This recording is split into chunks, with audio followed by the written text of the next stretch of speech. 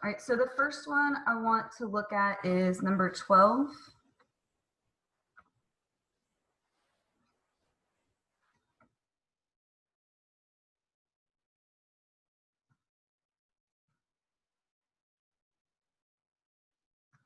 All right, so for this, if you try to plug in 0, you're going to get 4 squared, which is 16, minus 16 would be 0, and then the denominator would also be 0.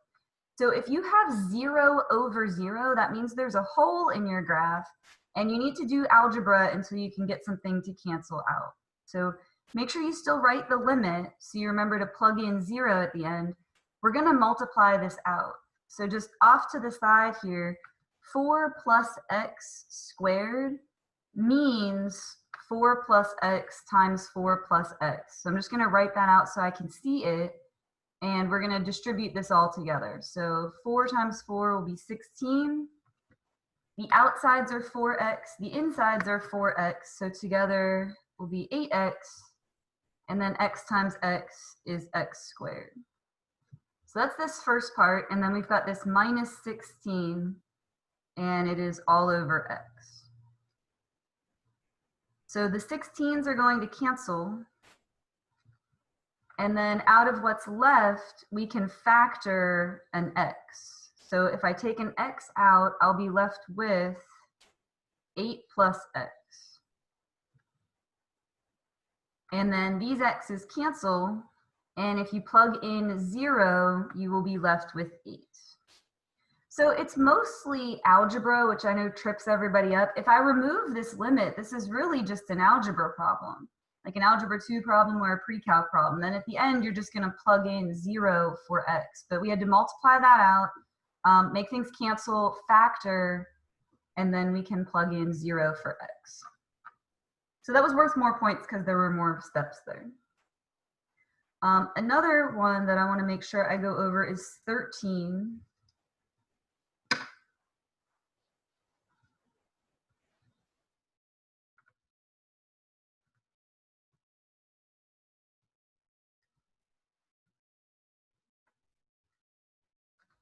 So for this one, again, if I just try to plug in 1, I'm going to have 2 minus 2, which is 0, and then 1 minus 1, which is 0. So again, I'm going to have to do some algebra until I can get something to cancel out. So I'm going to put this 2 over 1 and get a common denominator between these. So the common denominator would be 1x, and so I'm going to have to multiply this by an x. And we're trying to put all of this together. So that will give me 2 minus 2x over my common denominator of x. And then that is all over x minus 1. But I don't want to put that over x minus 1 and have a fraction stacked on top of another fraction. So I'm going to write the x minus 1 in the denominator off to the side so that I don't have to put that over something else. It means the same thing. I'm just writing it over here. And then I'm going to need to factor a 2 out of this. So if I factor out a 2, I will be left with 1 minus x. And the rest of this is going to just stay. So then these will cancel, the 1 minus x and the x minus 1. But since they are a reversal of each other, I'm going to need to put a negative. And some people just went ahead and factored a negative 2 out. And that's fine as well, however you want to think of this. But because they are a reversal of each other, I am going to need to put a negative in the problem when I cancel it. And once I get those to cancel, I can go ahead and put 1 in for x. So I'll have negative 2 over 1, which will just be negative 2. So again, it's an awful lot of algebra. Without this limit, it's really just an algebra problem. There's a lot of steps there. You have to get a common denominator. You have to factor, and you have to cancel out. And then at the end, we plug in our value that we're approaching. And then the other one I wanted to make sure we go over is number 18. So flip to number 18. And I hope you have your work out while I'm going through this and you're kind of making corrections to yours. All right, 18 is limit as x goes to 0. of 3 minus 2 cosine of x minus cosine squared of x over 5x. So this numerator is a trinomial that we are going to have to split.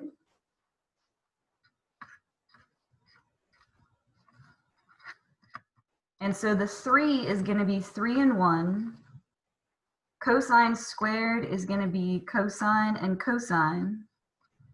And to get a -2 in the middle, we will need -3 and then +1. And so this part follows our property, and this part is going to go to 0, which means I don't need to worry about the rest of this because 0 times anything is just going to be 0. So those were the ones that I wanted to make sure I went over. At this point, you can type in the chat ones that you want me to do. You can type them to me privately, and I will take questions for a few more minutes on the test.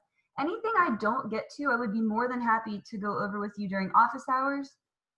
Remember, there's going to be an optional midterm that if you score better on, it can replace any of your test grades that are lower than it. So this material is not going to go away, and I want to spend some time going over this. So what else would you guys like for me to do for you?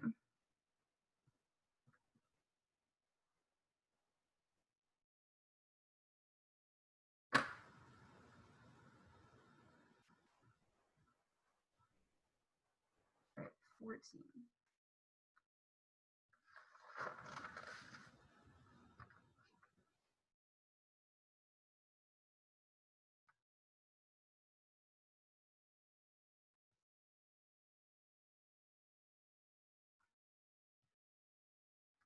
So this one is limit as x goes to infinity. So that's the who's in charge here. So we're going to compare. In the numerator, we've got x squared.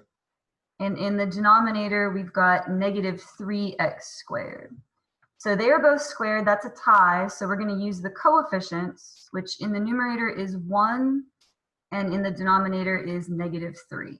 So again, it was a tie. So we used the coefficients. So -1/3 for that one. And again, guys, feel free to type in the chat with whatever other ones you would like for me to go over, because I want to use this time to answer questions for you. All right, 7.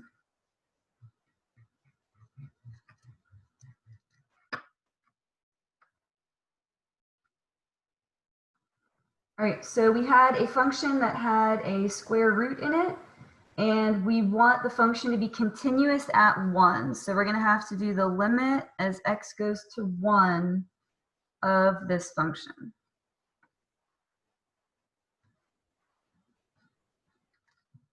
And so if you plug in 1, you're going to get 0 over 0. And the way that we get the roots to cancel out is with the conjugate. So it is this exact same statement, but with addition instead of subtraction. So coming down to the next line, bring the limit with you, and then a lot of this is going to cancel. These roots cancel, and you'll just have x plus 3. -2 times 2 would be -4. And then for the denominator, I'm just going to copy this down. We don't want to try to multiply those together because it is going to just end up being a great big mess.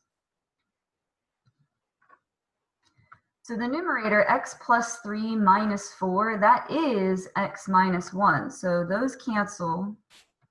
Our numerator is just going to be 1.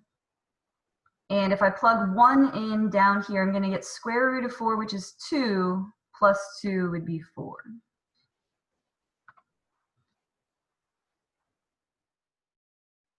And then someone had asked about 9. So number 9.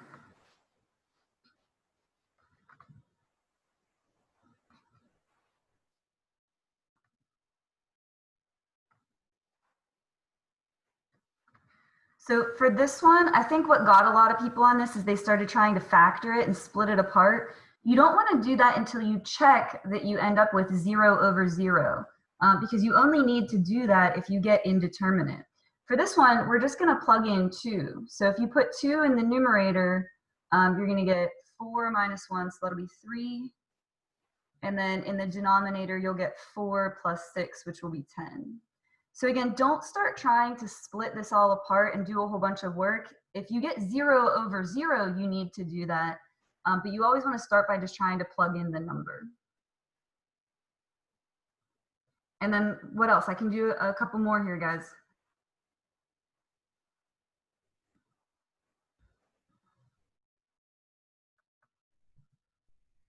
All right, 11.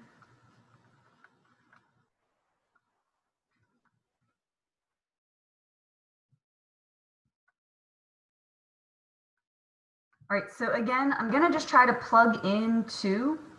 If I plug in 2, the numerator is gonna be 4 minus 2, which is 2. And if I put 2 in the denominator, I'm gonna get 4 minus 4, which is 0. So 0 over 0 means there's a whole. If you get a value over 0, that means there's an asymptote. And so you would need to check if the graph is going up or down. But the thing is, this one's not sided. I don't have a from the left or from the right. And if you have an asymptote, you can only come at it from one side or the other. So since this is not sided, it's gonna have to be does not exist. Because you can only get an answer when there's an asymptote if it's from one side or the other. Because if there's an asymptote, the two sides can never come to the same place.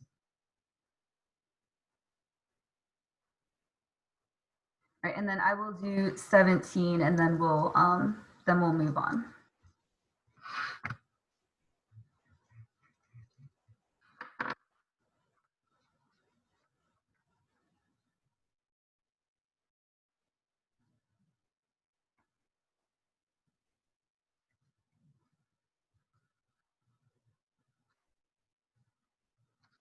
All right, so for this one, we're gonna have to factor the denominator. And we'll do that by taking out an x. So we'll be left with x minus 4. And then this portion goes to what? This is following one of our properties. Just by typing in the chat, what is this piece of it gonna equal, guys?